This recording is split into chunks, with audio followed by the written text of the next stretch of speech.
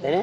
হ্যাঁ আর ওপারও দিছিলাম, ওপারও বহুত মাছ আছে, ওই যে পাইপে গেছে তাই নি আপনি যে বোঝা যায় যে মাল আছে এটা কারবো না দেখছেন শত শত কারবো শত শত কারবো ডিম আছে অন্তরে এই যে এটা 3 কেজি কম নাই দিতে 3 কেজি 5 কেজি জন ভাই কোন কি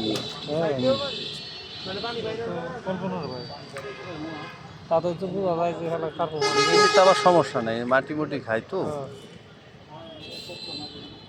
মাটি থেকে দেখে মাছ খুব শক্তিশালী। হুম হুম এমনিতেও আমি খালে আমার ছাতা ভরাইছিলাম অনেক বছর আগে, এক মাছ 8-10টা পড়ছে, সব 2.5 কেজি এক মাছ। অন্তরে ডিম আছে ভাই এই এই যে যেটা অনেক বড় ভাই ডিম থাকলে কি হবে? কিন্তু তার বাচ্চা বলে ফোটে না। না আমার মনে লাগে